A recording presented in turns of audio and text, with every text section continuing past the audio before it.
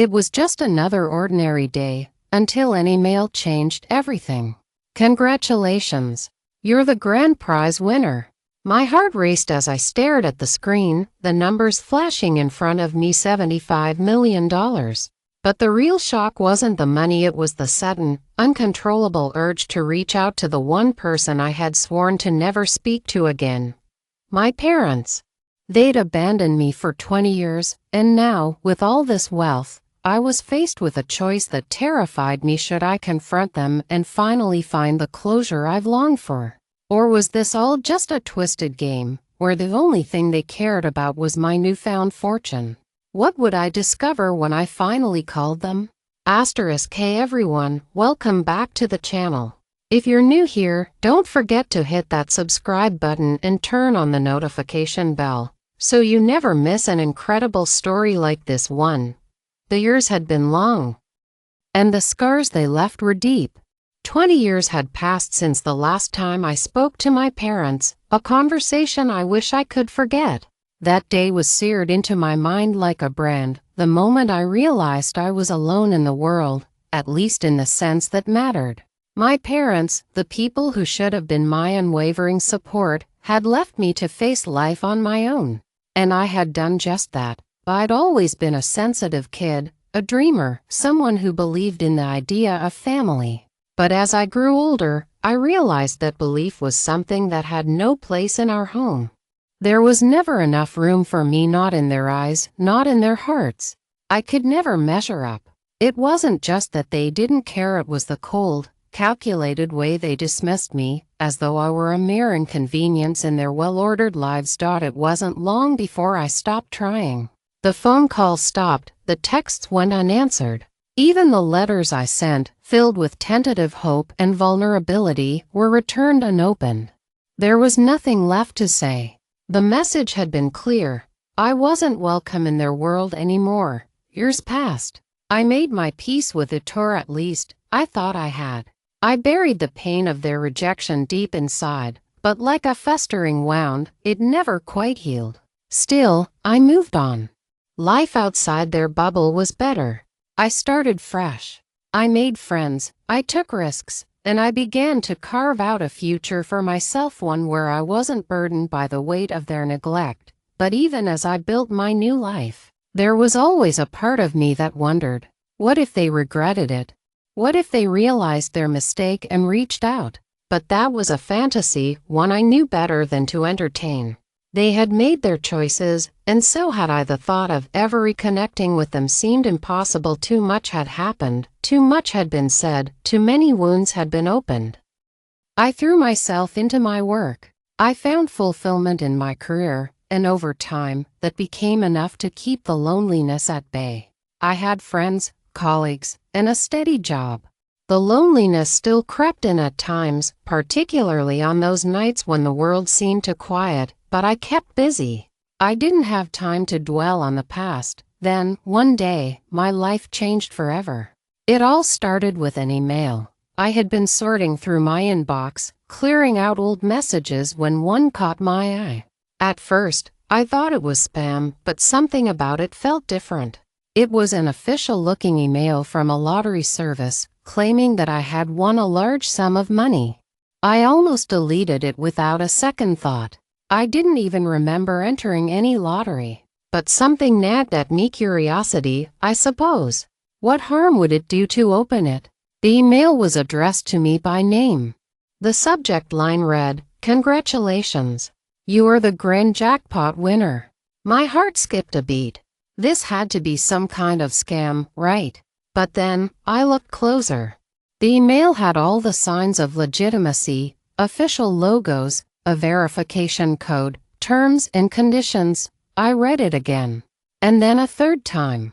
It didn't make sense. I scrolled through the message, my mind racing. There was a link to claim the prize, along with all the necessary instructions. But was it real? Could it really be? I didn't know what to think. Was it too good to be true? Was I about to fall for the oldest trick in the book? After a moment of hesitation, I clicked the link. It opened up a website that looked just as official as the email. My fingers hovered over the keyboard as I entered my details, my heart pounding. The page loaded, and to my shock, it confirmed everything.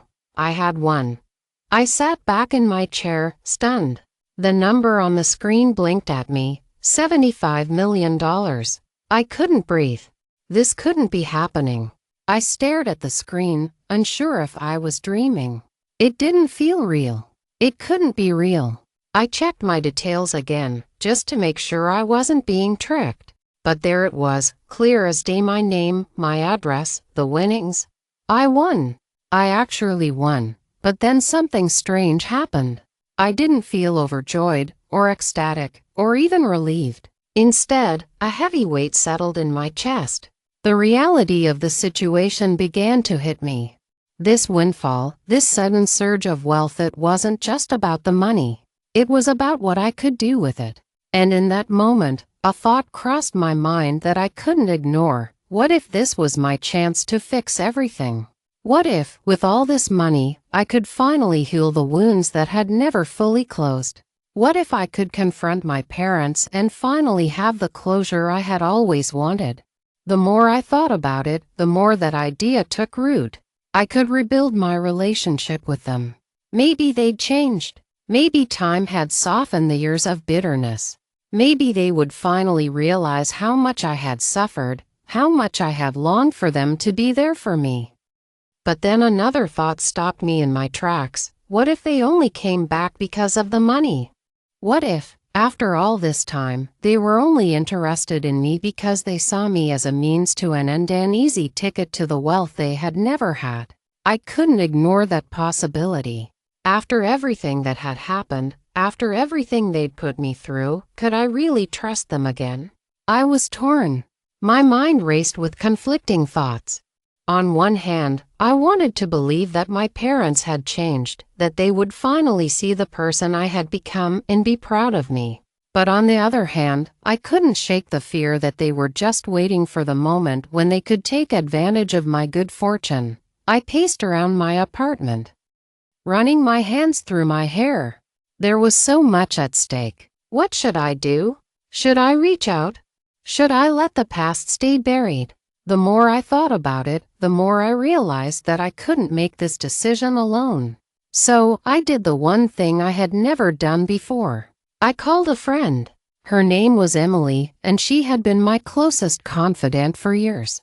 She was the one person who knew the full extent of my past, the pain I had carried all these years.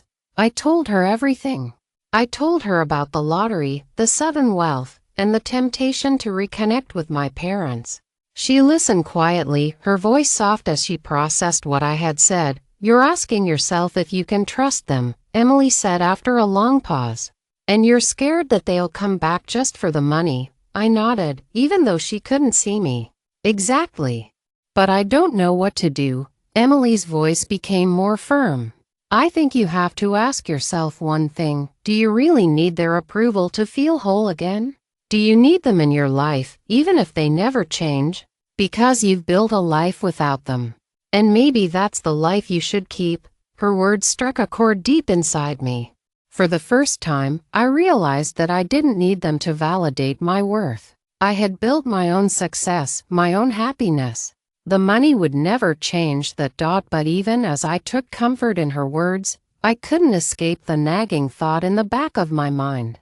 What if this was my only chance to finally fix everything? What if, for once, I could have the family I had always dreamed of? I didn't have an answer. I didn't know what the right choice was. As the days passed, I thought about it constantly. The money, the temptation, the desire for closure, it all gnawed at me. But one thing was certain. I wasn't the same person I had been all those years ago. And whatever decision I made, it would have to be one I could live with. The question was, could I? Finally, I took the plunge. I picked up the phone.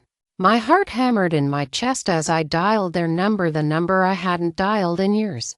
I barely knew what I was going to say, but somehow, I knew I had to say something. The phone rang. And then, to my shock, someone answered. "Hello."